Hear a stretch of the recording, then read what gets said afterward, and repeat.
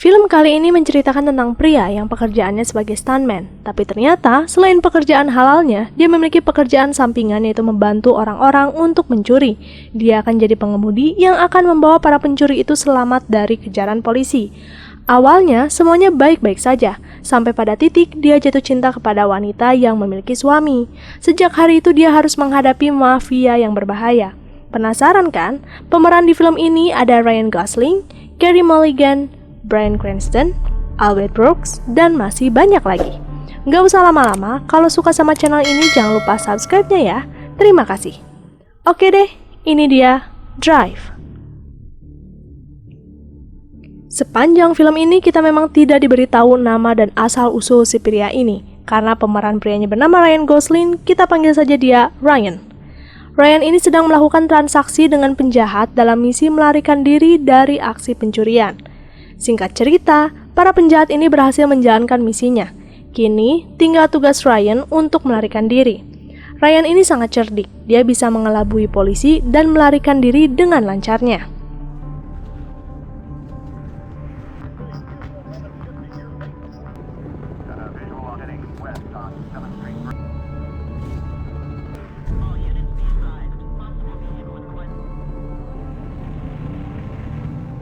Setelah bersembunyi di bawah jembatan, Ryan masih merasa belum aman. Dia pun mendengar tentang siaran live pertandingan di sekitar sana.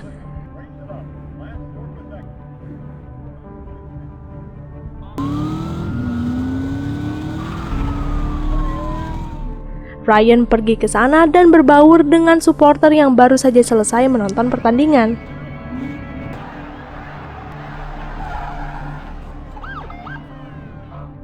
Lalu keesokan harinya, Ryan bertemu dengan seorang wanita bernama Irene. Tanpa disengaja, ternyata Irene ini tinggal di lantai yang sama. Sejak hari itu dia merasakan ada ketertarikan kepada Irene. Hingga suatu hari mereka kembali bertemu di swalayan. Dan kebetulan mobil Irene mogok. Ryan menawarkan diri untuk mengantarkan Irene pulang. Sesampainya di rumah, Irene dan Ryan berbincang. Diketahui bahwa Irene ini hanya tinggal berdua saja dengan anaknya Benicio. Suaminya sedang dipenjara. Irene menanyakan pekerjaan Ryan dan Ryan pun menjawab bahwa pekerjaannya adalah menjadi stuntman di film-film. Memang itulah pekerjaan utamanya. Tentang membantu aksi pencurian hanya pekerjaan sampingan.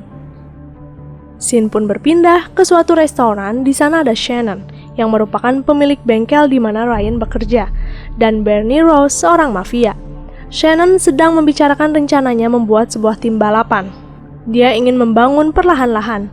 Pengemudi yang akan dinobatkan adalah Ryan karena menurut Shannon, Ryan memiliki kemampuan yang luar biasa.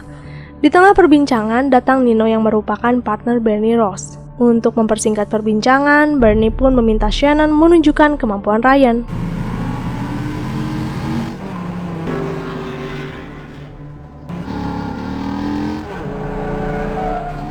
Setelah melihat kemampuan Ryan, akhirnya ada kesepakatan di antara mereka. Lalu singkat cerita, di bengkel Shannon terlihat Irene dan Benicio datang untuk memperbaiki mobil Irene yang mogok. Karena mobil Irene kerusakannya cukup parah, sehingga mobil akan menginap beberapa hari. Sebagai gantinya, Ryan akan mengantarkan Irene untuk pulang.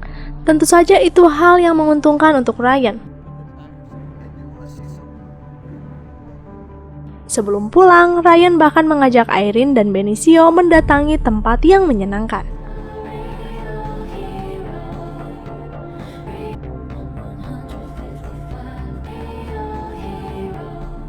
Setelah menghabiskan waktu bersama, baik Ryan dan Irene terlihat merasakan ketertarikan yang sama. Ryan pun mengajak Irene untuk pergi di hari lain. Tentu saja Irene menyetujuinya. Mungkin dia merasakan kesepian juga karena ditinggal suami dan tidak ada sosok lelaki yang bisa menemaninya membesarkan Benicio. Kehadiran Ryan ini cukup membuat Irene senang. Singkat cerita, di bengkel Shannon, Ryan bertemu dengan Bernie dan Nino. Mereka ingin melihat mobil yang akan digunakan lomba balapan. Tapi yang terjadi, Bernie jadi ragu bagaimana bisa mobil ini menjuarai pertandingan. Bernie pun memberitahu kepada Ryan untuk jangan sampai menyia-nyiakan uang yang sudah dikeluarkannya. Ryan sudah diusahakan oleh Shannon. Jika Shannon gagal dalam rencananya ini, dia akan mengalami kesialan untuk kedua kalinya. Karena sebelumnya, Shannon pernah terlilit hutang kepada Nino. Itulah kenapa cara jalan Shannon tidak normal. Hal itu terjadi karena cedera yang disebabkan Nino. Maka dari itu, jangan kecewakan Shannon dan dirinya juga. Bernie ingin Ryan menelponnya apapun yang dibutuhkan. Lalu di malam hari, Irene dan Ryan kembali menghabiskan malam bersama. Di tengah perjalanan, Irene mengatakan bahwa minggu depan suaminya akan pulang. Mendengar hal itu, Ryan sedikit kecewa karena kesempatannya untuk bersama Irene sudah hilang. Dan hari penyambutan pun tiba. Dia adalah Standard. Standard sangat senang akhirnya bisa kembali berkumpul dengan keluarga dan dia sangat bersyukur mempunyai istri sesetia Irene yang selalu ada di sampingnya. Mendengar kalimat tersebut, Irene jadi merasa bersalah dan dia pun memutuskan untuk menenangkan diri di lorong apartemen. Kebetulan Ryan keluar dari apartemen juga. Mereka bertegur sapa, tapi tidak lama muncul Standard. Dia mengucapkan terima kasih kepada Ryan karena Standard mendengar Ryan sering datang ke rumah dan membantu Irene. Semua info itu didapatkan dari Benicio. Standard mengucapkan rasa terima kasih itu dengan ekspresi marah dan cemburu, tapi untungnya Standard tidak melemparkan pukulan kepada Ryan. Keesokan harinya, Ryan baru saja sampai di basement apartemen. Dia melihat ada dua pria asing di sana. Setelah keluar dari mobil, ternyata Standard sudah babak belur dan Benicio yang ketakutan. Ryan pun mengizinkan Standard membersihkan diri di rumahnya, karena Standard tidak ingin Irene mengetahui kejadian ini. Standard pun menceritakan alasan dia dipukuli. Ternyata para pria tadi ingin Standard melancarkan aksinya untuk mencuri, sebagai ganti uang yang sudah digunakan Standard selama di penjara. Uang yang dipinjam awalnya sebesar $2.000, tapi setiap harinya bertambah, bahkan sekarang sudah menjadi $10.000. Di sisi lain, Standard sudah tidak ingin melakukan tindakan kriminal. Lebih parahnya lagi, jika Standard tidak ingin bekerja atau tidak bisa melunasi utangnya, maka target selanjutnya Irene dan Benicio. Bahkan seseorang yang memukul Standard memberikan peluru kepada Benicio, meminta Benicio menyimpannya. Mungkin itu adalah sebuah ancaman. Mendengar semua cerita itu, Ryan pun menawarkan diri membantu Standard dalam misi pencurian. Dan Ryan pun akhirnya bertemu dengan si mafia, dia bernama Cook. Ryan meminta agar melepaskan Standard dan keluarganya jika misi ini berhasil. Mendengar hal itu, Cook menyetujui. Dia pun meminta Ryan dan Standard bekerja sama juga dengan Blanche sebagai pengalihan saat perampokan. Sejak hari itu, Standard mengizinkan Ryan berkumpul dengan keluarganya. Standard sudah menganggap Ryan sebagai teman barunya. Misi pun dimulai. Seperti biasa, Ryan akan standby di dalam mobil hingga waktunya 5 menit. Maka dari itu, Standard harus mampu mengejar kecepatan Ryan mengeksekusi sebuah pegadaian. Saat sedang menanti Standard, ada mobil yang mencurigakan datang. Dan mobil itu diamnya tidak jauh dari mobil Ryan. Tidak lama Blanche keluar membawa uang, sedangkan Standard masih di dalam. Mau tidak mau, Ryan harus menunggu kedatangan Standard.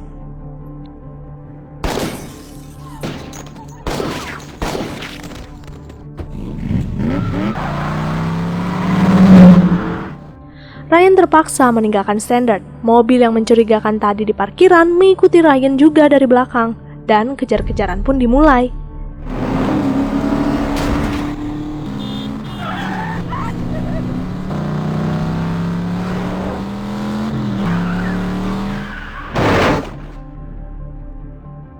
Ryan dan Blanche menunggu di sebuah motel. Tidak lama muncul sebuah berita tentang kejadian di Pegadaian. Anehnya, di berita itu mengatakan bahwa pemilik Pegadaian mengaku bahwa Standard bekerja sendirian dan tidak ada uang yang hilang. Aneh sekali bukan? Padahal pemilik Pegadaian melihat Blanche juga pada saat itu. Ryan pun menyadari bahwa dia dan Standard sejak awal sudah dijebak. Ryan pun meminta Blanche berkata jujur atau dirinya yang akan tersakiti. Blanche pun memberitahu bahwa memang ada mobil kedua yang datang, berniat seakan-akan merampok, tapi hanya itu yang Blanche tahu. Soal kematian dan siapa pemilik uangnya, Blanche tidak diberitahu sama sekali. Ryan pun meminta Blanche mengantarkan kepada Cook sekarang juga. Tapi saat sedang menunggu Blanche bersiap, Ryan merasakan ada seseorang yang mendekat.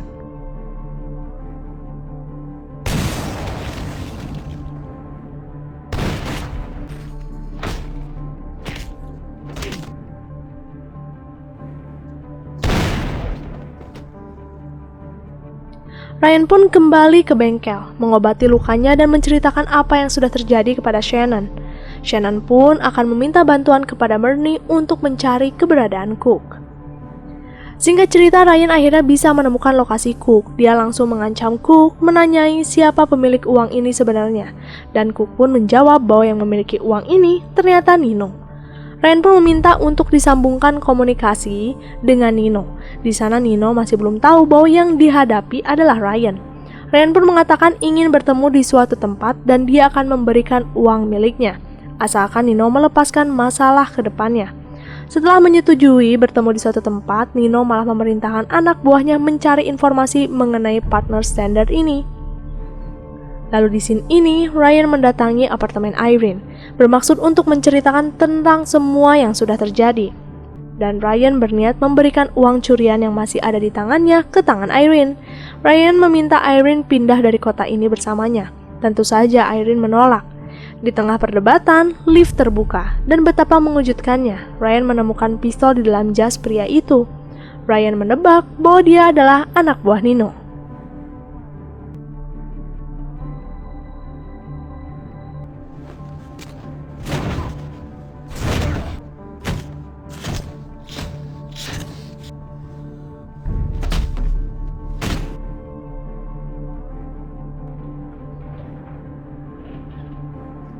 Setelah itu Ryan bertemu dengan Shannon, menanyakan kenapa bisa anak buah Nino mengetahui tempat tinggalnya dan Irene. Ternyata, saat meminta pertolongan kepada Bernie, Shannon menyebutkan bahwa Ryan sebenarnya tidak tertarik dengan uangnya. Ryan hanya ingin menyelamatkan Irene. Tentu saja itu keputusan fatal, karena dengan informasi yang didapatkan, Irene sekarang ada di dalam bahaya juga. Tapi Shannon juga tidak bisa disalahkan, karena pada saat itu Shannon juga tidak tahu bahwa pemilik uang itu Nino. Berkat informasi yang didapatkan, otomatis Bernie akan memberikan informasinya kepada Nino. Ryan pun tahu akan ada sesuatu hal yang mengancam hidup Shannon juga. Ryan meminta Shannon pergi dari kota ini. Sedangkan di restoran milik Nino, Bernie membujuk Nino untuk membawa uangnya saja dan melepaskan Ryan. Tapi sayang, Nino tidak bisa melakukannya karena ternyata uang yang diambil Nino ini merupakan uang milik mafia di Philadelphia. Nino mencuri start lebih awal dari para mafia itu, sehingga siapapun yang akan mengarahkan informasi tentang dirinya harus dibunuh, termasuk Ryan dan Shannon. Di bengkel, Shannon sudah bersiap meninggalkan kota, tapi dia terhenti ketika melihat ada Bernie di sana. Bernie langsung mengatakan bahwa dia sangat menyayangkan semua terjadi. Kedatangannya ini adalah untuk menanyakan keberadaan Ryan.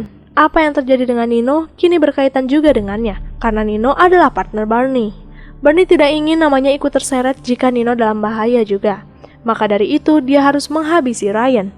Bernie kembali melihat mobil yang akan dijadikan mobil balap Ryan. Sangat disayangkan, bisnis yang akan dijalani mereka hancur karena Ryan melakukan aksi pencurian yang salah. Bernie pun meminta berjabat tangan sebagai salam perpisahan.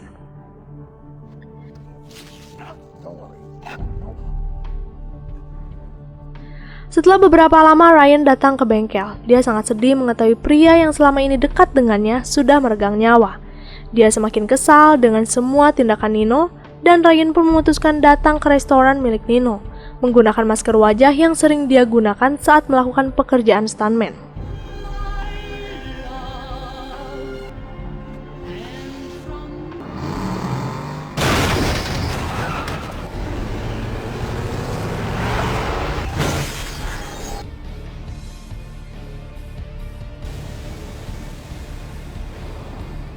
Setelah menghabisi Nino, Ryan menelpon Bernie. Di sana Bernie ingin bertemu dengan Ryan untuk membahas masa depan Ryan, Bernie, dan Irene juga. Mereka akan bertemu di restoran Chinese. Sebelum menemui Bernie, Ryan menelpon Irene mengatakan bahwa dia akan meninggalkan kota ini selamanya, dan terima kasih sudah mau menerimanya. Mengenal Irene dan Benicio adalah anugerah terindah untuknya. Lalu singkat cerita, Ryan pun sampai di tempat yang dijanjikan. Tidak banyak yang mencurigakan. Bernie pun mengungkapkan rencananya. Dia ingin Ryan menyerahkan uang dan Irene akan bebas dari segala ancaman yang ada. Mereka tidak akan berurusan lagi dengan keluarga Irene. Ryan pun mengantarkan Bernie melihat uang yang dia simpan di dalam mobilnya.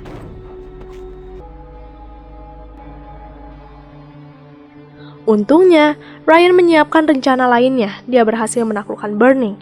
Selain itu, uang yang selama ini dia bawa kemana-mana, Ryan tinggalkan di samping jasad Bernie.